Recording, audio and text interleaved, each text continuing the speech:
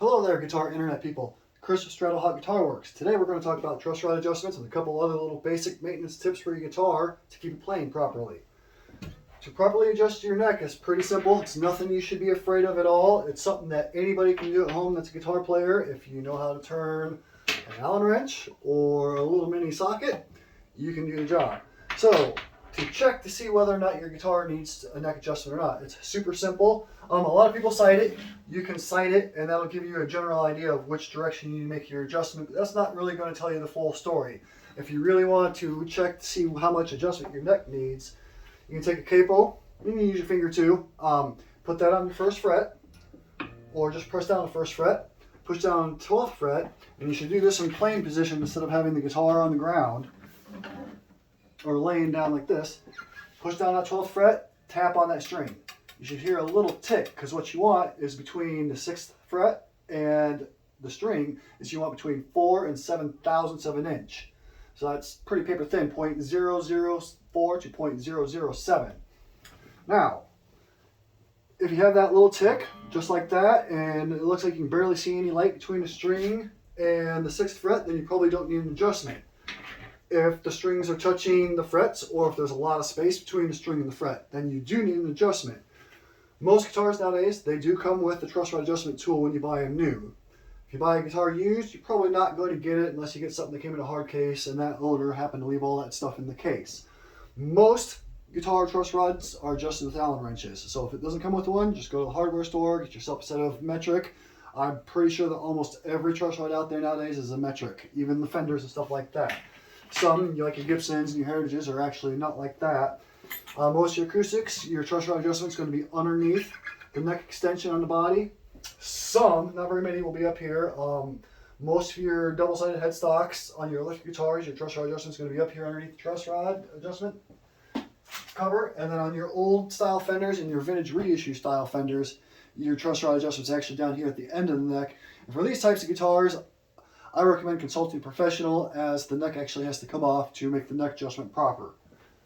So, to adjust your neck at home, like I was talking about, hold down 1st fret, hold down 12th fret, check to see how much clearance you have at the 6th fret there. If you have too much backbone in it, there's a hill in the neck, and the strings are resting on the actual frets. You get your truss rod adjustment tool in there. This is a breed love, so it's pretty far back in there. Get it in there, and if you need to take the backbone out and get some light underneath the strings, you're going to loosen it. You're going to pull it to the left. And you only want to make small adjustments. 1/8 of a turn, maybe. Do that. Check your tuning. Kind of pull on the neck a little bit. Check it. You don't ever want to make much more than 1/4 or 1/8 turn adjustments at one time before you're checking it and then seeing if it needs to be adjusted anymore. Sometimes it can take an hour or 2 or 3 for a neck adjustment to take full hold with the pressure of the strings. So simple. If you got to take out the hill, you want to loosen. If there's too much light underneath the strings, you're going to be tighty. Righty tighty, lefty loosey. Pull it to the right, we'll bring the middle of the neck up. To the left, bring the middle of the neck down. Super simple. Just make small adjustments. Don't be afraid. If it feels like it's not moving, it's going to move. It may still be stuck with a little bit of glue or finish or something like that, and it might even make a cracking noise the first time it moves. Don't be afraid, because only making a minor 1/4 or an 1/8 adjustment is not going to hurt your guitar whatsoever. If you go too far one way, no big deal. Just go back the other way. Now, just go over a couple little quick little maintenance things on stringing your guitar and helping it keep proper tuning. Oftentimes, you'll find this more with acoustics than you will with electrics. You'll be tuning your G string, and you'll be tuning up, and all of a sudden it'll tick, and your tuning will go way past where you want it. What's happening is that string's catching on the sides of that nut slot right there. And it's a super simple, super easy fix. Just loosen your string a little bit. It can happen on any of the strings that have wraps on them.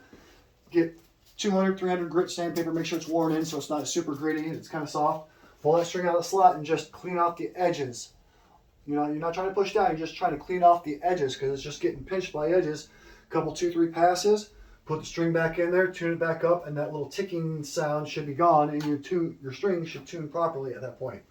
A little tip I have for you for restringing your guitars: always make sure that you're checking every now and again to make sure your 10mm nuts are tightened, and if you have these style of tuners, that these screws are tightened, because if they're too loose or too tight, that can cause tuning issues.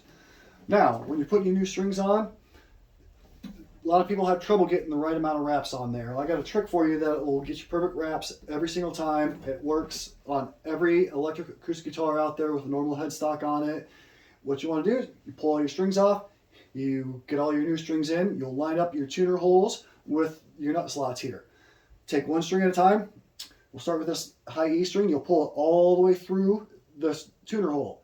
Once you got it pulled through and pulled tight, what I do is I grab right here at the nut and I pull back a fret and a half. You can also just pull back a fret, but I'm a little heavy-handed, so I pull back a fret and a half. So on my E, my B, and my G, my treble strings, I pull back a fret and a half, and on my bass strings, I pull back 1 fret. That'll give you the perfect amount of wraps. You can put 1 wrap over the top, the rest under the bottom, or you can put them all underneath the bottom. Either way, it's a personal preference thing. That'll keep that string pinched down and help your guitar stay in proper tune. So that's just a couple little basic maintenance things. Any questions, comments, let me know. And I hope you all have a great day. Thank you.